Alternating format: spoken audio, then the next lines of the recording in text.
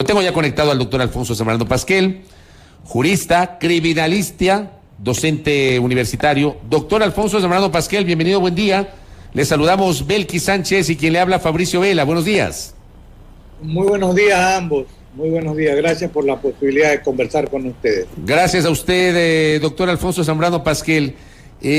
¿Cómo ha visto usted el desarrollo de esta apelación a la concesión del habeas corpus a favor del ex vicepresidente Jorge Glass?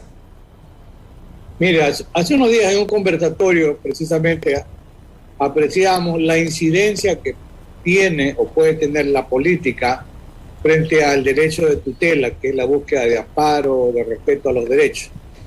Y ayer fue precisamente un escenario en esa línea. El amicus curiae se supone que amigo del tribunal, se supone que es una suerte de experto, de conocedor, que va a aportar al tribunal con sus conocimientos, con sus propuestas para orientar la decisión del tribunal. Es un amicus curiae. Pero, por ejemplo, la presencia de la Fiscalía General, cuando ha sido parte interesada porque ha sido como titular de la acción penal, quien ha promovido las dos condenas contra el ex vicepresidente Jorge Glass. No es un tercero imparcial. Habría un conflicto de intereses. Incluso lo que sí existe, don Fabricio, y ustedes que hacen periodismo de investigación y crítico, sin duda que hay una gran presión mediática. Y esa presión mediática está más orientada ¿a qué? A que los jueces de la Corte de Santa Elena revoquen el habeas corpus, que es una garantía constitucional que data como 200 años, 2 siglos, que fue concedido en favor del ex vicepresidente y a la que sí hay que darle algunos minutos de reflexión. La legitimidad, que yo digo constitucional, y en el caso concreto, porque también en esta suerte de guerra jurídica, el lawfare, hay juristas que no desconozco su capacidad y conocimiento, pero que tienen un sesgo, sin duda, que va al ámbito de lo político, lo cual resta la imparcialidad en el análisis. Entonces, ayer fue una guerra jurídica, un lawfare, donde la mayoría de la guerra estuvo en contra de la sentencia que favoreció en acción de habeas corpus. Fue una guerra donde se busca mediáticamente ejercer una suerte de influencia contra los jueces. E incluso se llega a comparar, que no son iguales, lo que pasó con un habeas corpus en favor de Junior Roldán. Eso es otro tema.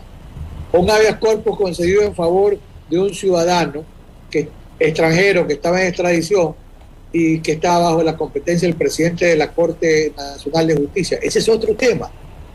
Tienen que ser resueltos los casos como se presentan, con sus características, lo que se llaman, hay que buscar las analogías fácticas.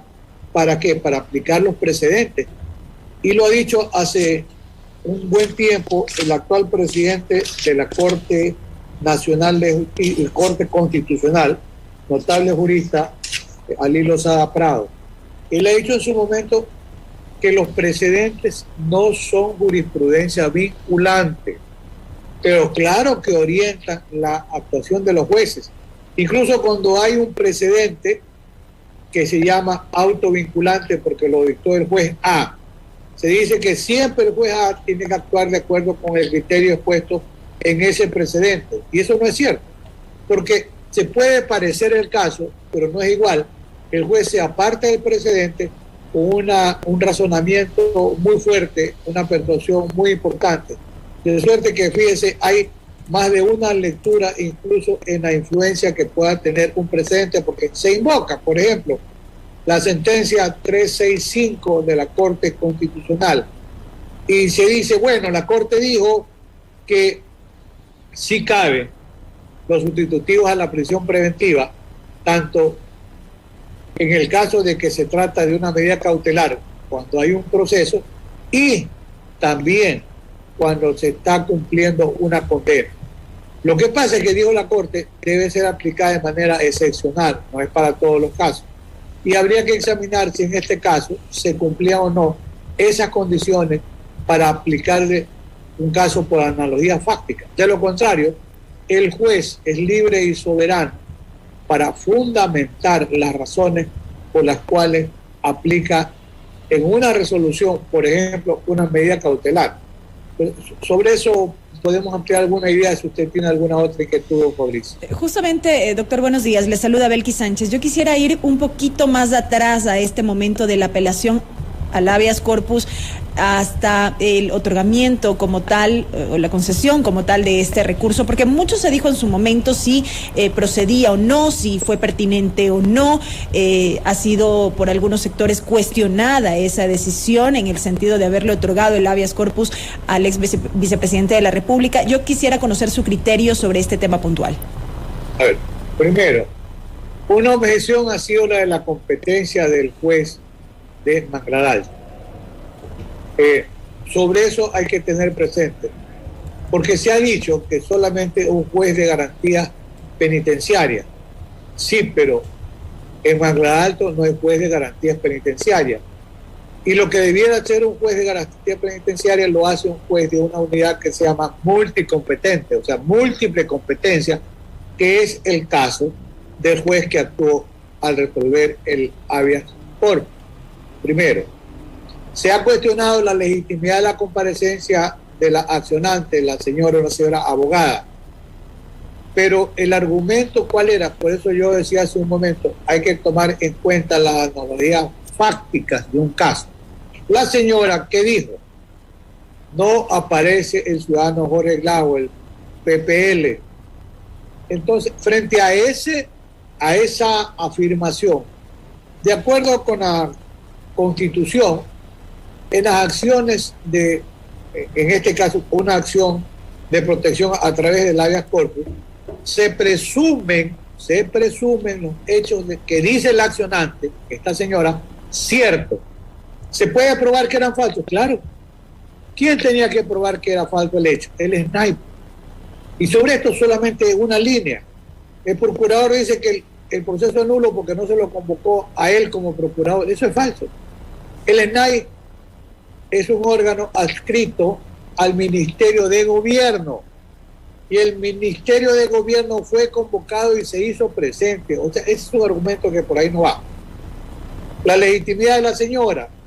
Si la señora decía y dijo, no aparece por ningún lado el vicepresidente o el vicepresidente Jorge Glass, cuando no se conoce el domicilio de la persona privada de la libertad, la persona que propone la acción lo puede hacer ante el juez de su propio domicilio. La señora vive en Mangla Alto, hasta ahora no se ha cuestionado eso, no se ha probado lo contrario, por eso digo, se presumen ciertos los hechos, y consecuentemente fue ante un juez de Mangla Alto y propuso la acción de habeas corpus. El SNAI no objetó la competencia del juez. El SNAI tiene abogado del Ministerio de Gobierno también. La policía también fue convocada. Nadie objetó la competencia por razones de territorio ni por la capacidad de la persona que presentaba el habeas corpus. Consecuentemente, hay suficiente argumentos para sostener que había competencia y que era legítima la comparecencia de la señora. Ahora, cuando el juez decide sobre esto, hay que tener presente los sustitutivos o medidas alternativas a la privación de la libertad. Una persona puede estar privada de la libertad en dos conceptos: prisión preventiva, que es una medida cautelar de aseguramiento personal. Cuando hay un proceso penal. Y puede estar privada de la libertad cuando está cumpliendo una pena o condena, como prefieran. La Corte dijo en el 365 que si proceden los sustitutivos, habría que ver caso a caso si se puede o no aplicar el sustitutivo. ¿Qué es lo que hizo, en mi opinión, el juez? El artículo 426 de la Constitución es claro y mandatorio cuando dice que las jueces y jueces, autoridades administrativas, etcétera, aplicarán directamente las normas constitucionales y las previstas en los instrumentos internacionales de derechos humanos. Ahora, estaba previsto las medidas sustitutivas a la privación de la libertad en el caso de una sentencia condenatoria en firme. Claro que están previstas. Hay que leer el artículo 77 de la Constitución que dice: en todo proceso penal en que se haya privado de la libertad a una persona, no dice por prisión preventiva, no dice por condena, se observarán las siguientes garantías básicas, solamente menciono la pertinente. 11. La jueza o juez aplicará las medidas cautelares alternativas a la privación de libertad contempladas en la ley.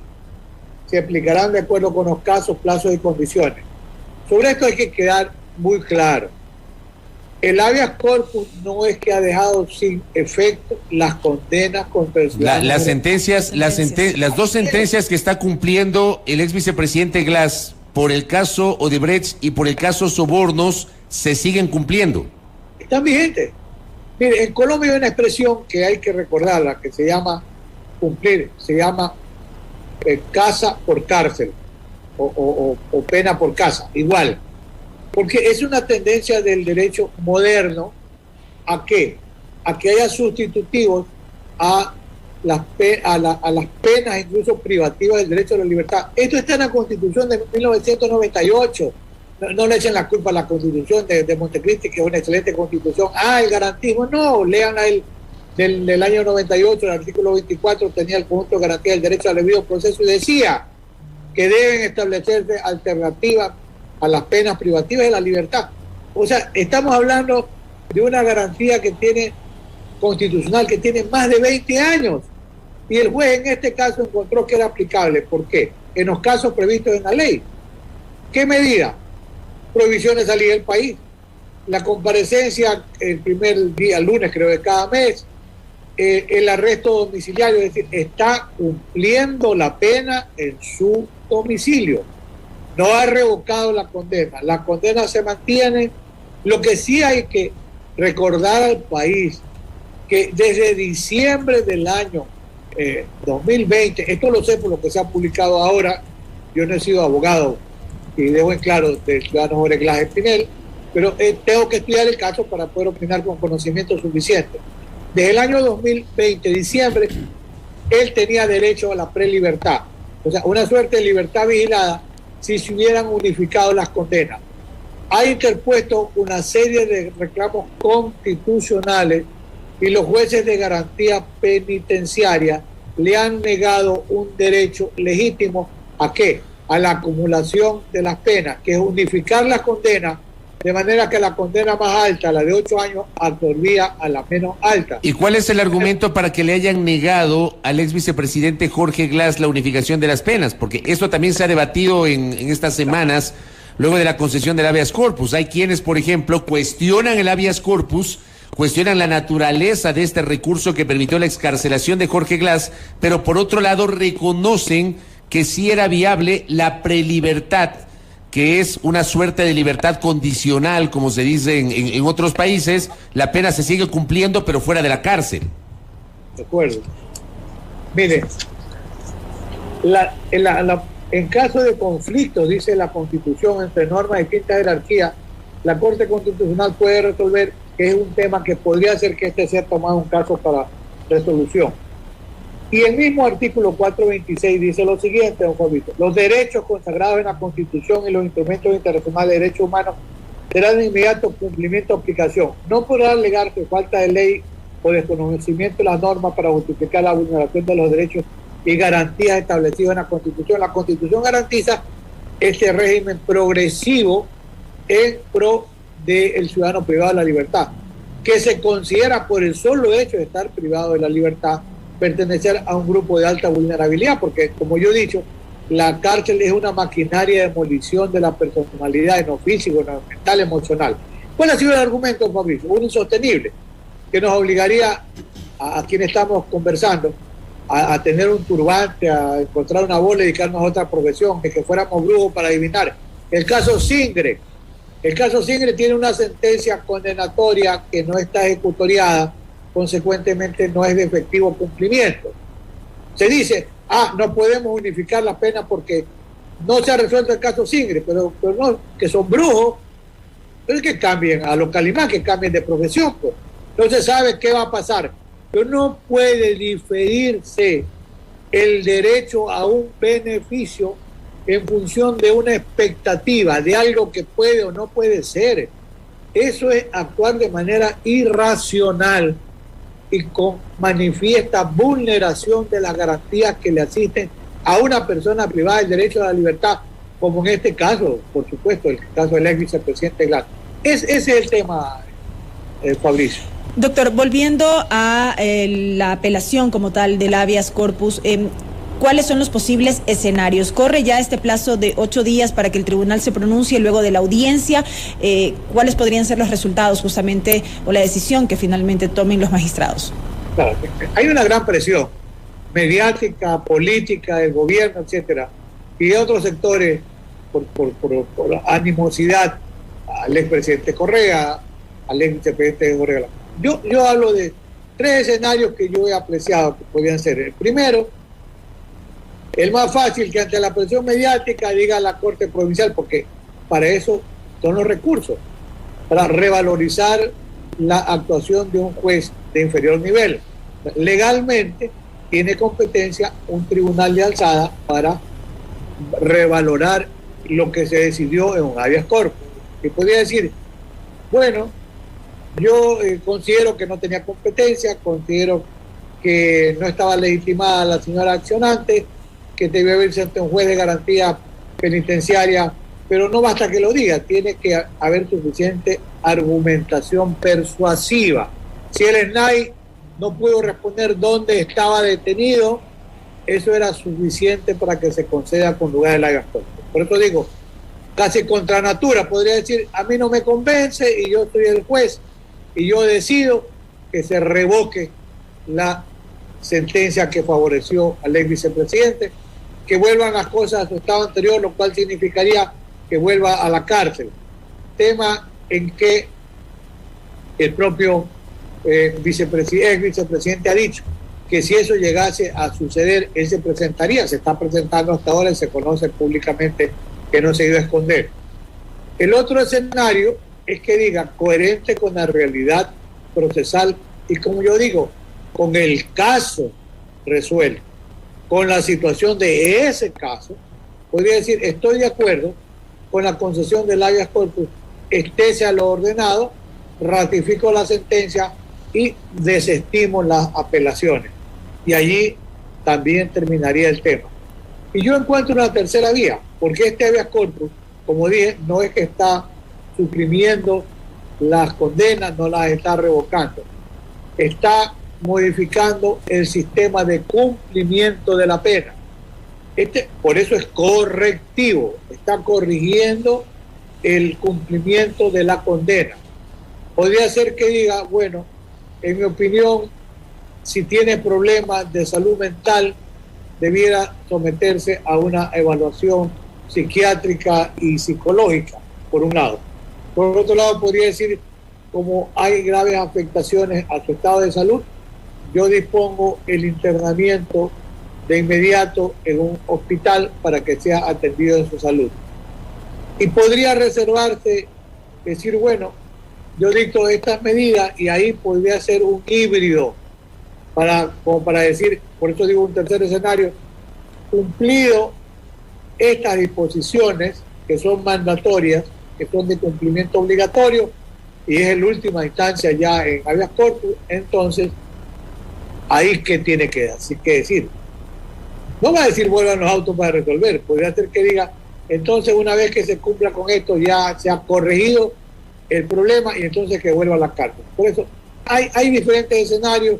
Una acción extraordinaria de protección puede ser planteada tanto por quien considere que le pueda afectar, supongamos, porque se confirme la sentencia, como a la inversa, porque esa sentencia es perjudicial, en este caso al ciudadano Jorge Glass Espinel. Podría también plantear él una acción extraordinaria de protección que no suspende, que no interrumpe el cumplimiento de la sentencia del segundo nivel. Esos son más o menos los escenarios, sin perjuicio de que la Corte Constitucional, como acostumbra, tome este caso para crear también precedentes, pero ante una situación concreta como la que se ha presentado en el habeas corpus que ha sido concedido en primera instancia en favor del ex vicepresidente de la República. Lo más probable es que de aquí al jueves próximo ya tengamos noticias del tribunal. Le agradezco por sus aportes para el debate público sobre el habeas corpus y la apelación que ha sido ayer tramitada por la Corte de Justicia de Santa Elena. Muy amable, doctor Alfonso Zambrano Pasquel. Que tenga una buena mañana. A ambos, muy agradecido y que continúen con su programa, que es excelente. Permiso para retirarme. Muy buenos días. Concedido el permiso. Muchas gracias. Gracias al doctor Alfonso Zambrano Pasquel, penalista, jurista con su visión.